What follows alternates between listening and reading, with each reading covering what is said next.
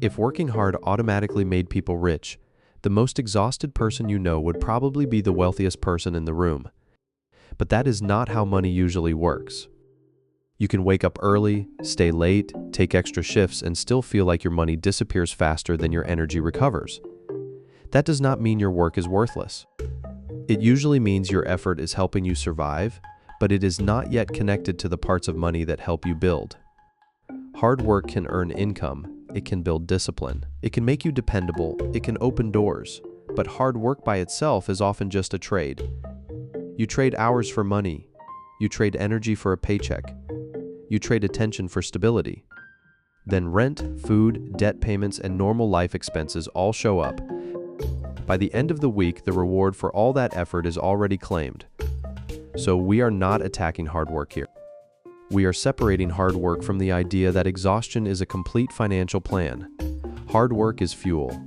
Fuel matters, but fuel still needs an engine, a steering wheel, and somewhere to go. If it gets poured onto the ground, it still burns. It just does not move you forward. The first connection point is skill value. A lot of people work hard inside a role with a low ceiling. They are reliable. They do more than asked.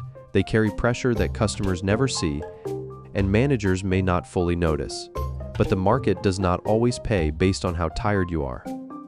It often pays based on the value of the problem you solve, how difficult you are to replace, and whether your skill creates results someone recognizes. Busy means your day is full. Valuable means your work solves a problem someone is willing to pay more for. Those are not always the same thing. Someone can spend 10 hours reacting to tasks and still not build a skill that changes their earning power.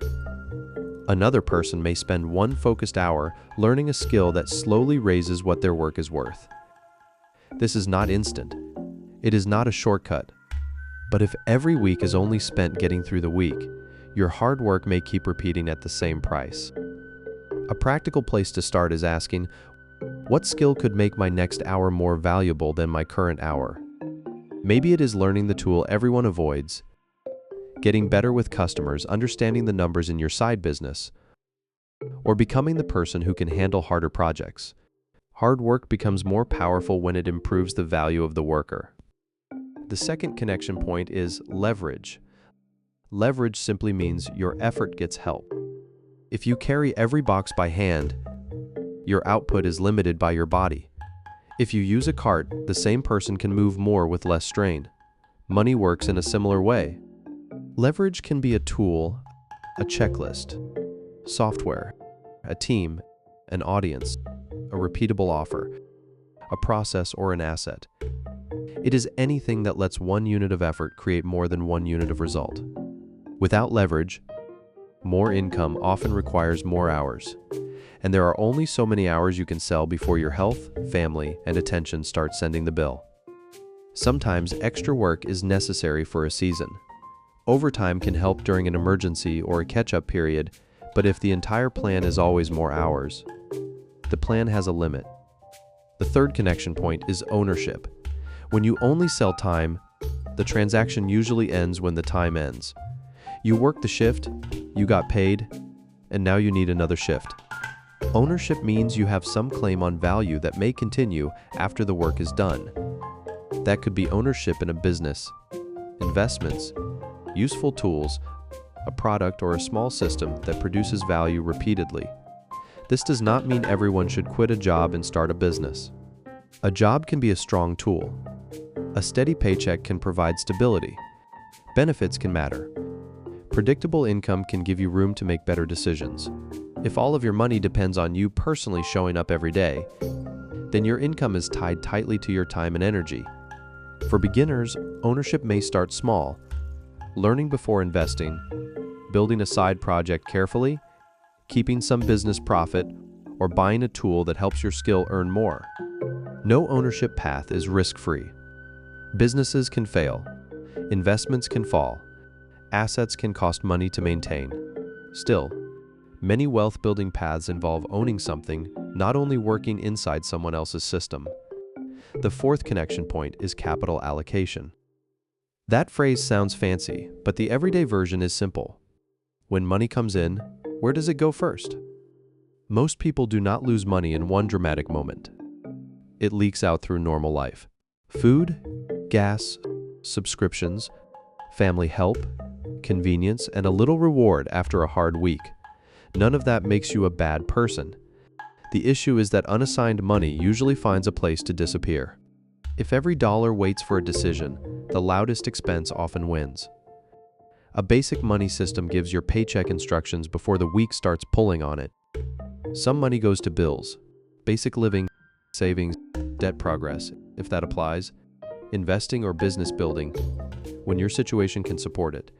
And some should be allowed for life, because a plan that ignores being human usually breaks.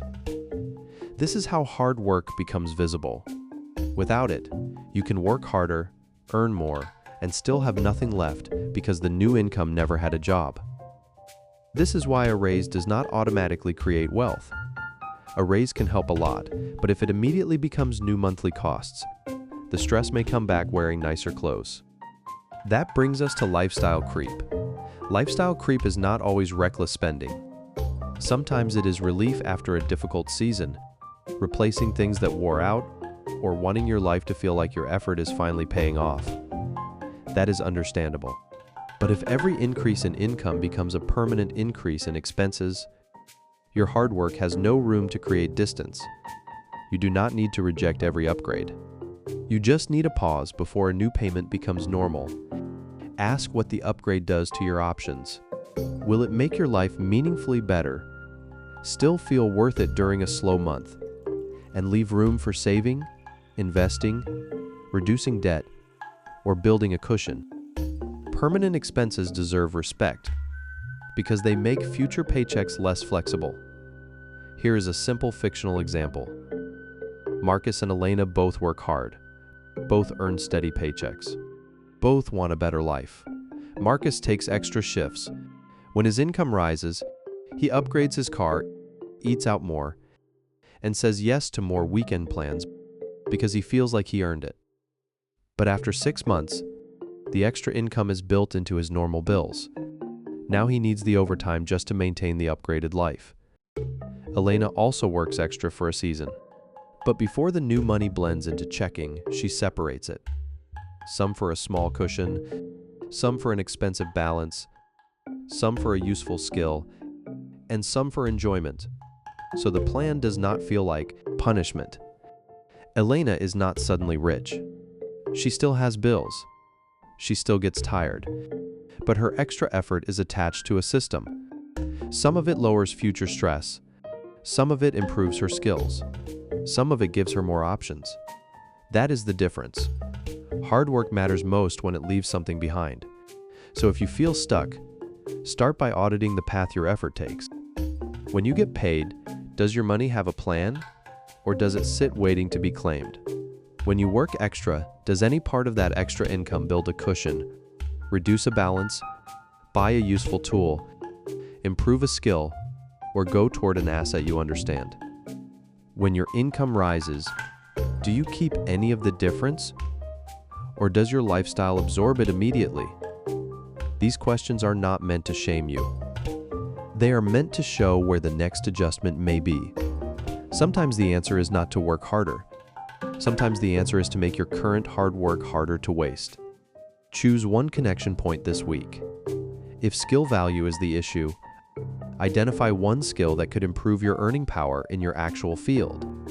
If leverage is the issue, create a checklist, template, or tool for one task you repeat often. If ownership is the issue, learn the basics of one wealth-building vehicle before putting money into it. If capital allocation is the issue, decide where your next paycheck goes before it arrives. If lifestyle creep is the issue, delay one permanent upgrade and see what that money could do instead. None of this is instant, and none of it guarantees wealth. People face real limits, low wages, health issues, family responsibilities, expensive cities, debt, emergencies, and unfair systems. But even inside limits, it helps to know what your effort is connected to. Do not stop working hard, just stop letting hard work stand alone. Connect it to value, connect it to leverage, connect it to ownership. Connect it to a money system. Protect the progress when more income comes in. For this week, look at your next paycheck and pick one small piece of it for future you. A cushion, debt progress, a useful skill, a tool, or an investment you understand. It does not have to be dramatic. It just has to prove that your work did more than help you get through another week. Because wealth is rarely built from effort alone. It is built when effort starts leaving something behind.